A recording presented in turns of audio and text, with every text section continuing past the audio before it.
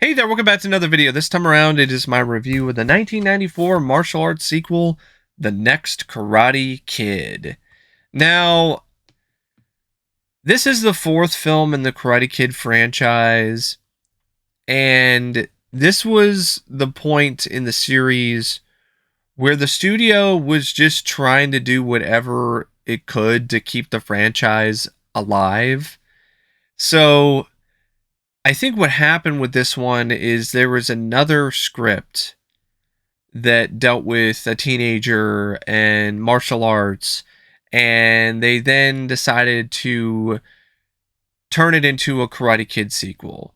And you could definitely kind of get that vibe from this movie.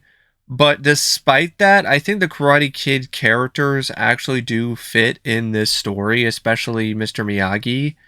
So I think that's something that actually works in this script's favor. And it did help too that it had a different student. Instead of it being Daniel again, instead of it being just another teenage boy, they had a teenage girl who was a troubled youth, who was dealing with a lot of grief after the loss of her parents. And Miyagi comes in and he becomes a mentor for her and teaches her karate and life lessons. And it was a different dynamic for the franchise, but it didn't ultimately pan out. The film was the lowest grossing film in the franchise, and critically, it was, for the most part, panned. And to this day, it has a really low critical reputation, like a 7% in Rotten Tomatoes, like a really low rating overall. So when I decided to sit down and watch this film, I went into it with extremely low expectations as a result. Critics hated it, fans hated it, it bombed in the box office. It seems like it's just a cheap cash grab that's just a Karate Kid film in name only because Daniel's not in it, and they're trying to have the next Karate Kid, which is Julie. So I went into it really not expecting much. And after it was over, it honestly surprised me by how decent it was. I'm not going to sit here and say that it's an underrated gem or that it's a great movie. At best, it's just average and a time waster, but that's a hell of a lot more than I expected from this film going in.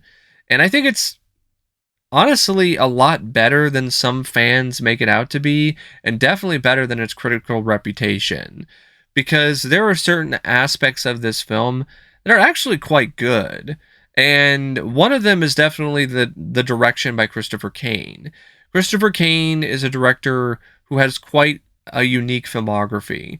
He directed Young Guns. A few years after this film, he directed The Amazing Panda Adventure, and he did a lot of other sort of films in between and afterwards. He's not, I would say, probably the most well-known director, but he was still a very capable director in his own right, and his work here is no exception. And it was really nice to see a different director's perspective on a Karate Kid film, because John G. Avildsen directed all of the previous films in the series. So it was nice to see a different director come in and provide their visual flair and style. And it helped the film be less derivative when it comes to the direction. Um, Overall, I was pretty impressed by Christopher Cain's direction in this movie. I thought it had a nice amount of lively energy to it.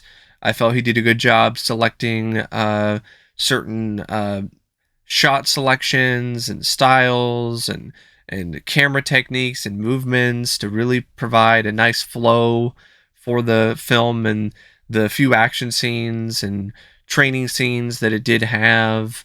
I also feel that he did a good job showcasing the beauty of nature, which is something that's very paramount to this series. to show uh, how wonderful and awesome nature can be, and tying that into karate and the lessons that uh, it can teach you. And yeah, there are some really nice looking shots in this movie. The shots of the hawk flying through the air when it's let go, the various training sequences with Miyagi and Julie at the monastery. Um, and there's a lot of other nice looking shots. Even like the finale. I like the way that it was shot in at the dock with like the fire everywhere, and it just had this cool look to it. And yeah, overall it's a nice looking film from a visual perspective. Even the prom was shot well.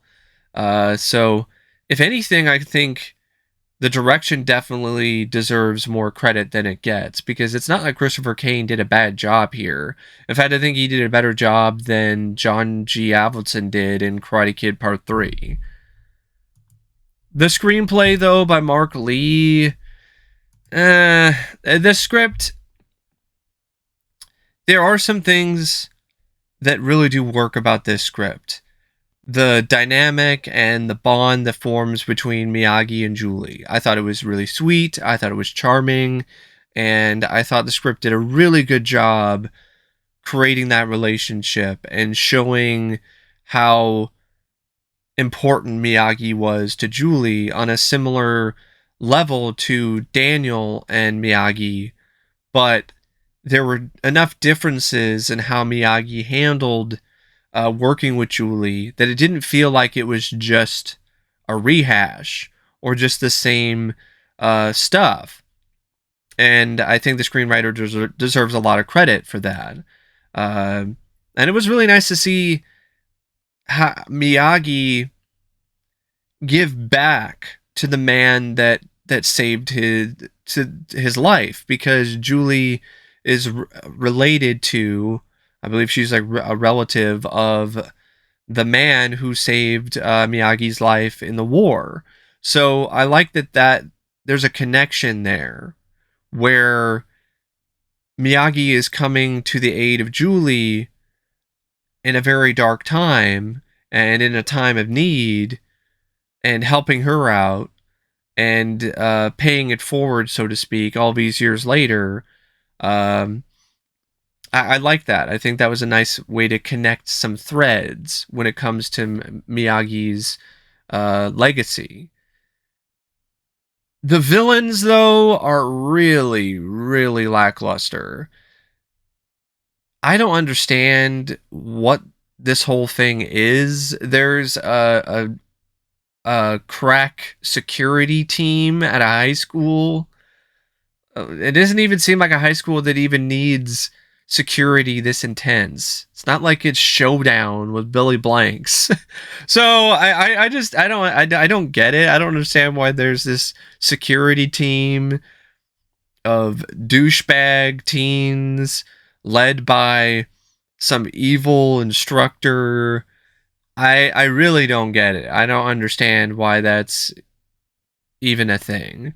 It doesn't really click or mesh with this script or this story.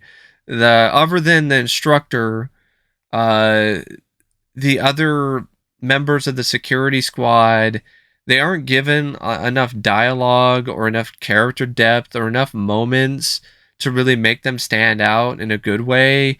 Like, you don't like these characters, they're a bunch of douchebags and assholes, but you don't love to hate them like you did with the Cobra Kai dojo, or Kreese, or Chosen, or even some aspects of Terry Silver.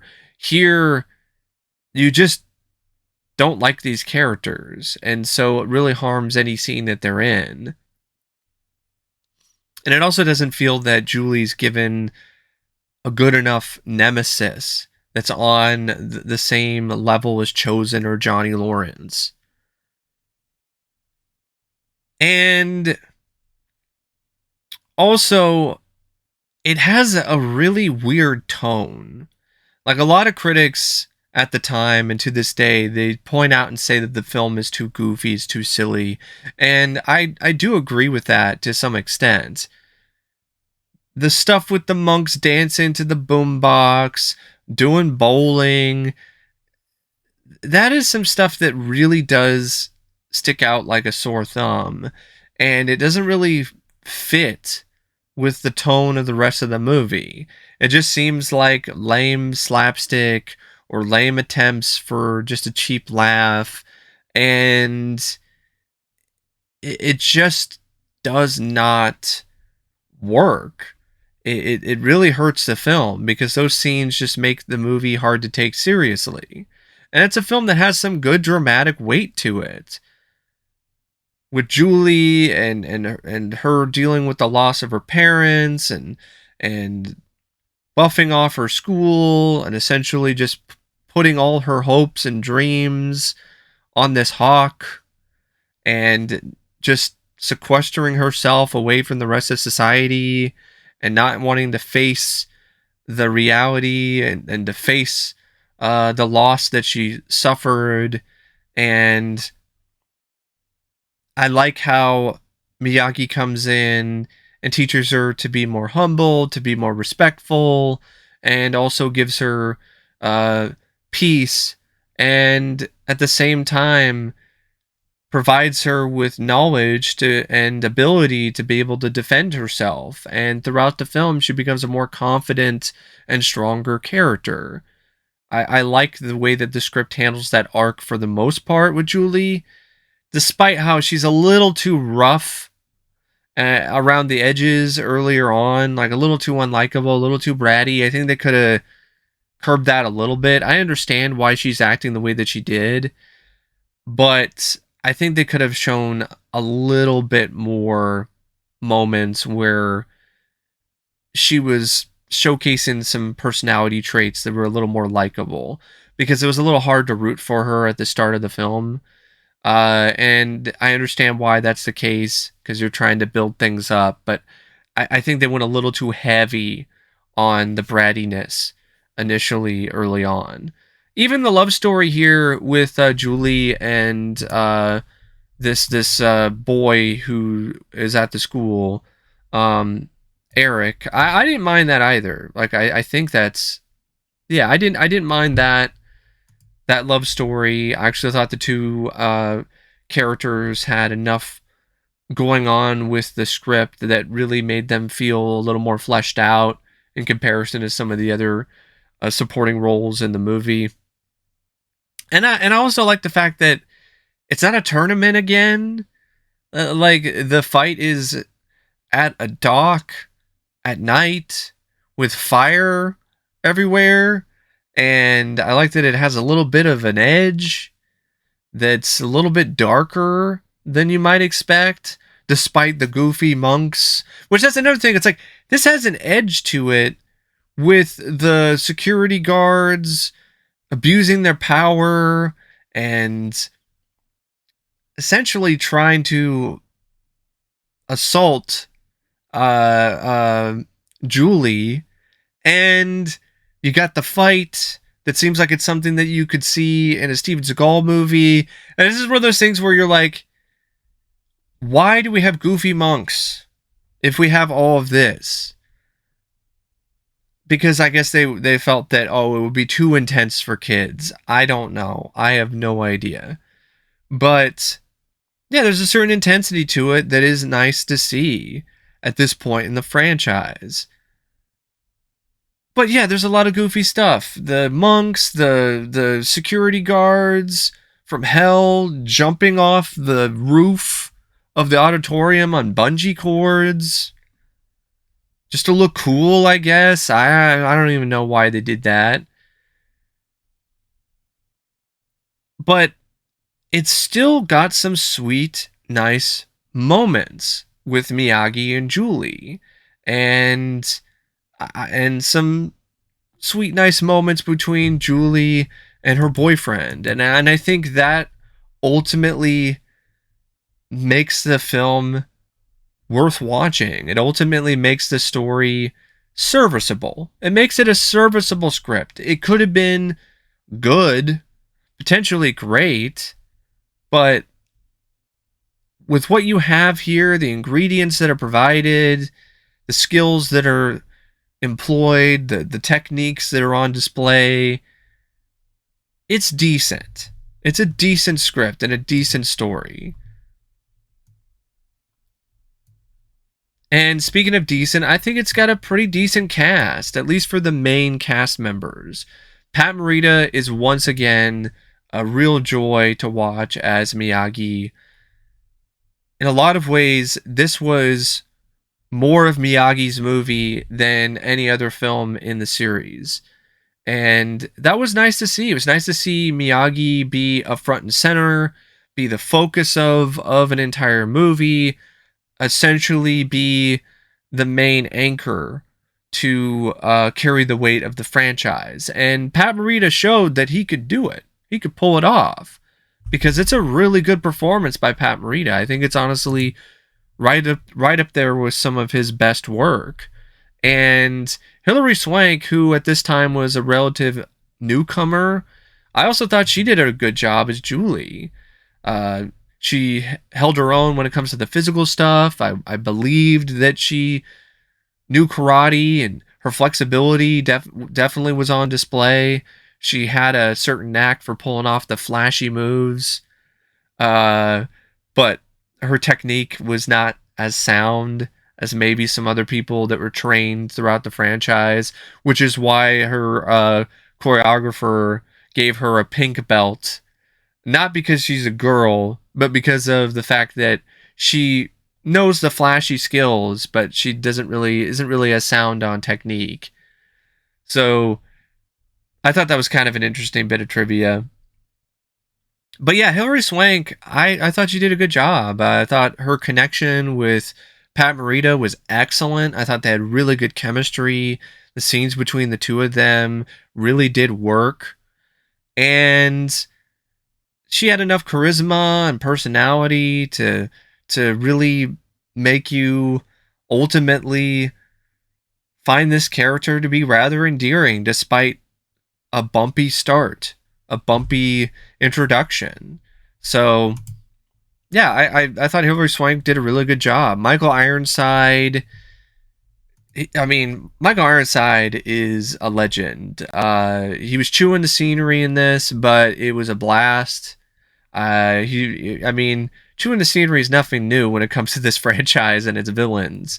So Michael Ironside was definitely a positive to me. Chewing the scenery, playing another crazy madman, psycho, but this time around he's a former military guy who decided to create a security team to employ at a high school. It doesn't make a whole lot of sense, but Michael Ironside is still owning it. He's still delivering in every scene that he's in, and it's still intimidating as hell, despite his age, because of his intensity, because of his ability to just get under your skin. Like, he's such a great actor in that regard. He plays some of the best assholes and jerk off characters out there, but they're all characters that you love to hate. And I love hating this character. I love watching Ironside work and just be a just massive asshole as Colonel Paul Dugan. And that just makes the scene where he gets his ass kicked by Miyagi all the more satisfying in the film's climax. Constance Towers as Louisa. She was okay. She was, I believe, the grandmother of Hilary Swank's character, Julie.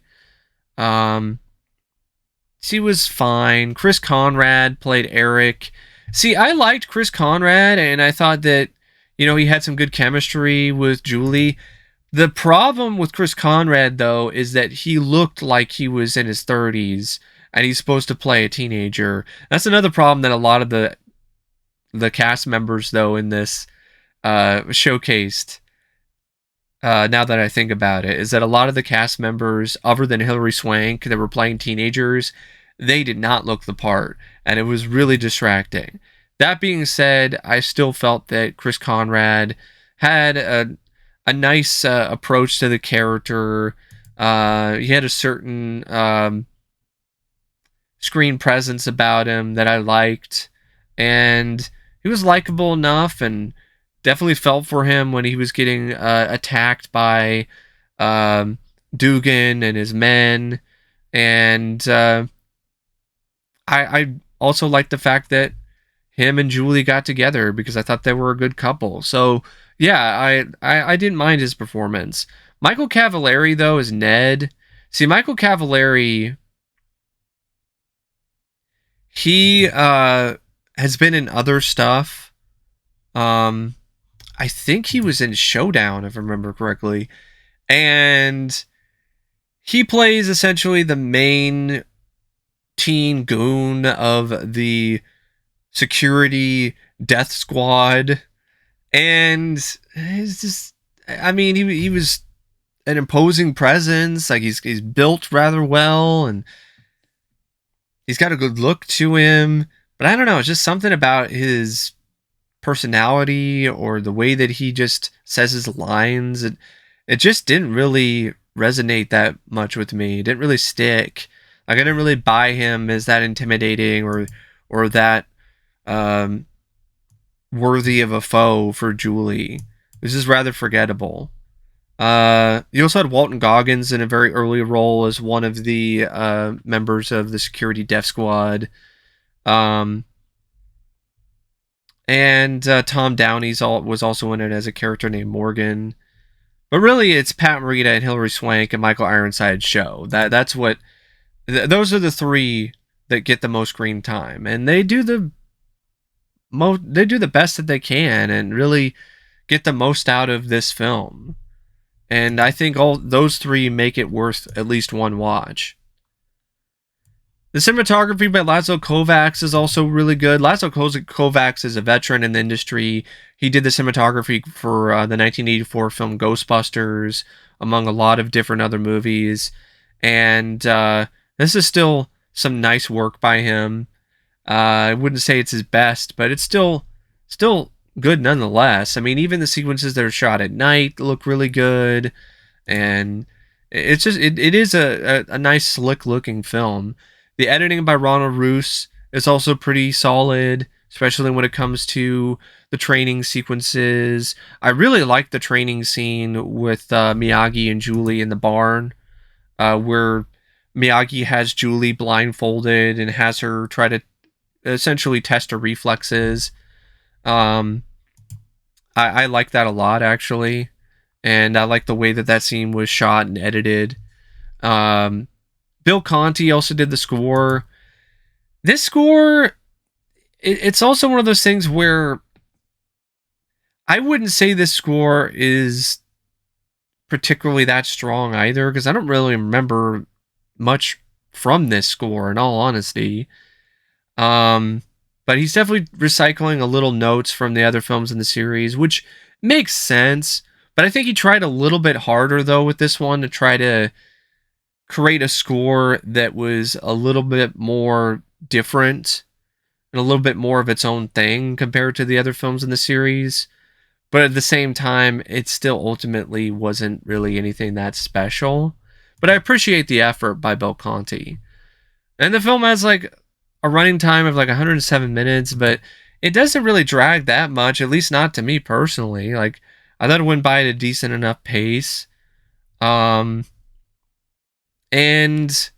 yeah, it's a film that I don't really get why people hate this movie so much. Like, it's not great, and it's just pretty meh, but it's got some good things about it. The direction is good. Pat Morita is excellent as always as Miyagi. Hilary Swank is pretty solid as Julie. So much so that I honestly am kind of curious and kind of looking forward to her being in Cobra Kai season 6 if she actually is going to be in it. And of course, Michael Ironside is just a blast to watch, playing a bad guy in any movie. So yeah, The Next Karate Kid is one of those films where, yeah, it's not great. It's not on par with the first two films in the series, but it kicks the shit out of Karate Kid Part 3 to me. and definitely the reboot, which in my opinion is the worst film in the entire series. Although that title could potentially be taken by the next Karate Kid reboot in 2024, because for some reason the studio is not connecting the movie to Cobra Kai, but that's a whole other story, and I don't want to get on that when it comes to this review of the next Karate Kid. But anyway, yeah, that's my thoughts on the next Karate Kid. I would actually recommend giving it a shot. Uh, and if you didn't like it the last time around that you saw it, I recommend watching it again just to see the Miyagi scenes, the scenes with Miyagi and Julie, and their connection and their bond with one another. I think that is strong enough and well put together enough that it makes this film ultimately worthwhile. But anyway, that's my review of The Next Karate Kid. And as always, until next time, I'll see you later.